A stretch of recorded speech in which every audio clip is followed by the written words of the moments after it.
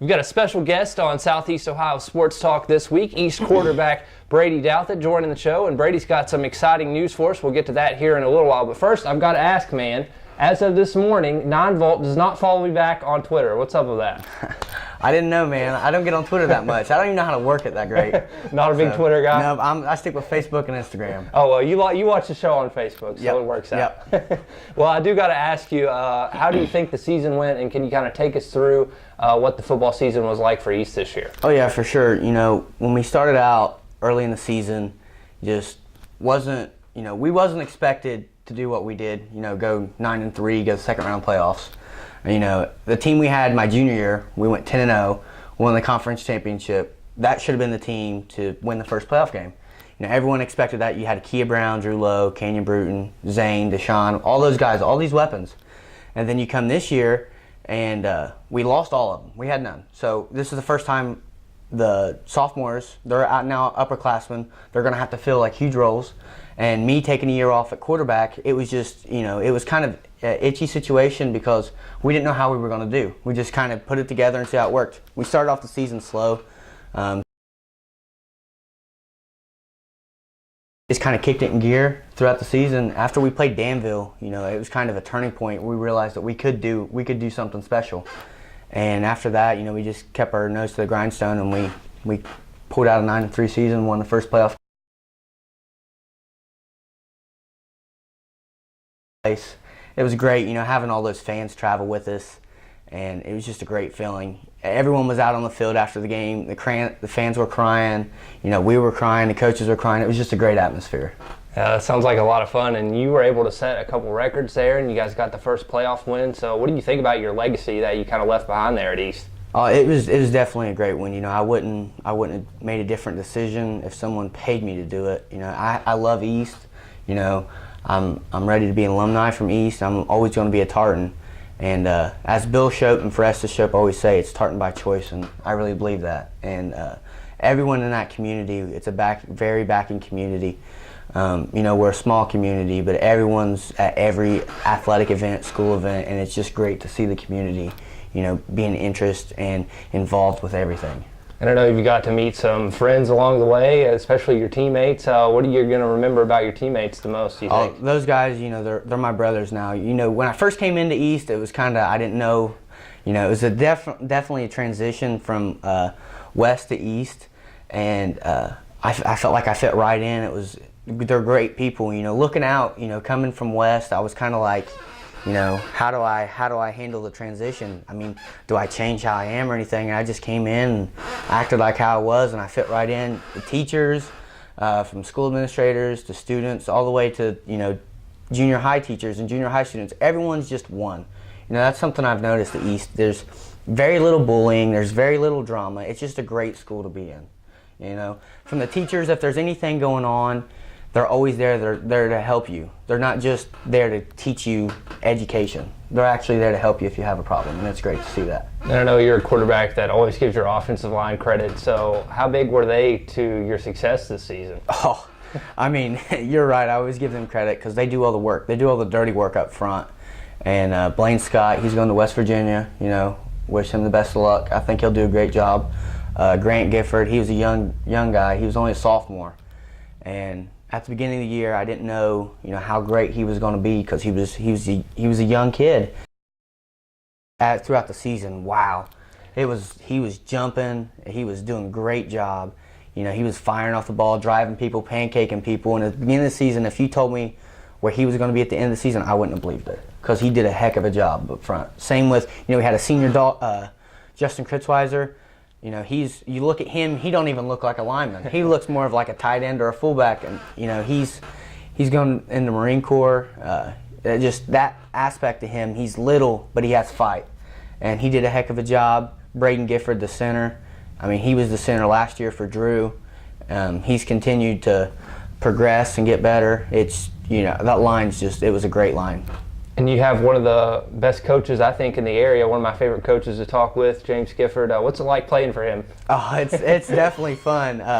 Coach Gifford, he's more of a mentor than anything. He's done a lot for me. He's helped me out through a lot of things and outside of football. and outside the classroom, whenever I go over to their house, it's kind of awkward because like his sons are like my friends, but you're like, hey coach, so you're like, it's kind of, I don't know, it's just kind of a weird environment, but you get used to it. But he's one of the best coaches I've ever played for, and he does a lot for the recruiting. He does a lot for, and a lot of people don't know this, he does a lot for people that don't even go to our school. He helps out kids, if there's coaches coming into our school. He's like, hey, have you heard about this kid from Berg or this kid from West or whatever? And he helps them out. And, he doesn't expect to get, any rewards for that. He just does it because he tries to help the community. What would you say a practice is like under Coach Gifford? Well, it depends what kind of mood he's in. But a normal practice, he stays involved. Yeah, he's he's a lineman coach, but he stays involved with the whole team. He brings the juice. That's what we always say.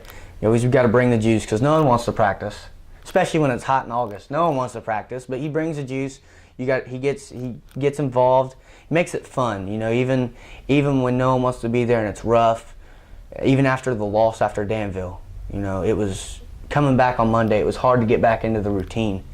But he brought the juice, and we bounced back. And that's a great coach to be around. All the coaching staff, just not him. They were all involved in helping each other out. You talked a little bit about going to West and making that transition to East. I feel like those are two of the toughest schools in the area, just like based on how they play football on Friday nights. How would you say that both of those schools sort of prepared you for real life? Starting out with West, going up there since transferring after my sophomore year, I have a lot of memories there. I won a lot of football games in the West uniform. I've only had one losing season. That was my sophomore year, and it was definitely great. West, they're known for hitting, and I tell you what, those guys, it don't matter if they're 105 pounds or 250 pounds, they hit hard. That's the way we were raised over there, and West is a great football program, and I expect them to do better things as the years go on. They got a lot of good talent coming up, and Coach Johnson and Coach Pendleton, Trevin and Jared, they're great. They're great coaches, and I think they'll do a great job with that program. Okay, I'm going to put you on the spot here. Favorite moment in your high school football career? Favorite moment? I don't know. That's a tough one. Honestly, the most exciting moment ever for me was when we were running out on that field in Spartan Stadium my junior year, playing for conference and to get into the playoffs, playing down at Spartan Stadium against the Titans. And that place was packed. And that's a big stadium. And, running out on that field, and there's people lining the track, and it was just like, wow, we're the last game in Scioto County regular season. It was one of the best times. I had a good game that game. We won.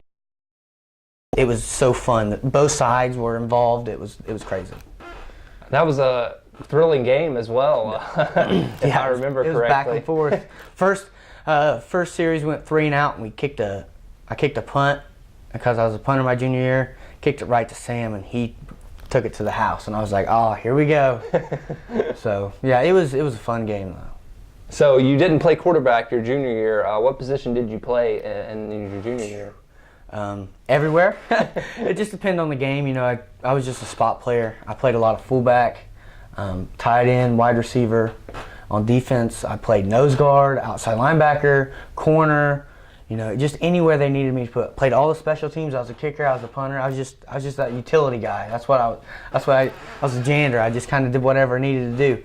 But my junior year was one of my favorite years of football. Getting to experience something outside the quarterback position.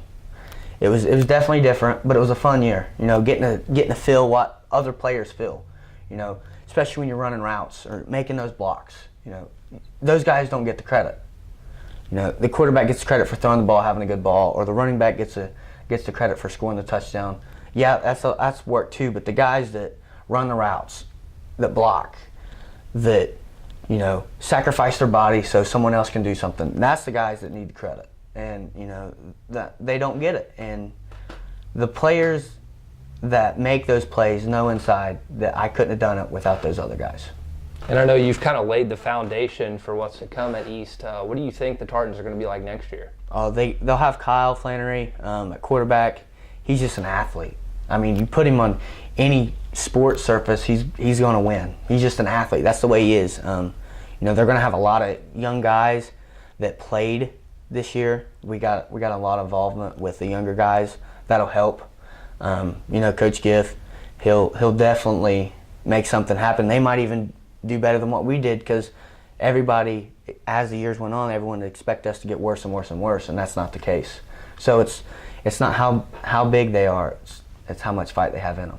And I know you're not going to be playing next year. What are you going to miss the most about not being on the sidelines? Just the atmosphere, being a part of something like that. A lot of people don't understand how special it is. You sacrifice a lot of time, and it's a great feeling to be a part of something that only 50, 60 guys are a part of.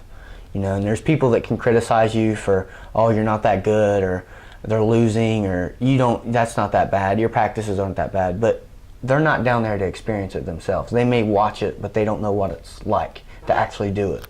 And I'll miss that. I'll miss being a part of that community, that tight-knit feel, the family feel. And it's been fun. Really has. It's definitely special there in Sciotoville, that's for sure. Yeah. And I know we talked a little bit before we started recording about your plans for the future. Can you talk a little bit about that? Yeah, I had 8 scholarships to go play at the NAIA level and some D2, but me and my father and mother, we've decided that I'm going to go into the Ohio Army National Guard and walk on at a Division I level college. Not sure exactly where, looking at Ohio, Kent State, places like that, but I don't know what my football career will hold, but I know I'll be on the sideline somewhere. Sounds like an exciting time in your future for sure. Yeah. And I know you said you've got some friends playing for a state championship this Friday. What do you think about that game with Wheelersburg and Pemberville East? A lot of people. I've heard a lot of people say, Wheelersburg's met their match. They're going to lose. I don't think so. Coach Woodward up at Wheelersburg. Starting with just him, as I was playing against him my freshman, sophomore year, he's a heck of a coach. My freshman year we had a good team. We our place, and he's a heck of a coach. He knows his. He's a student of the game, and I want to give appreciation to him, because he does a lot for that community and a lot for that team.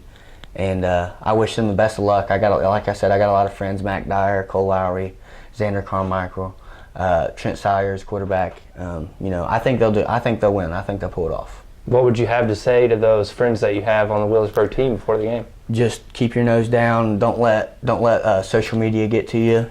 Keep away from that if you can, and go up there and win one for Scioto County.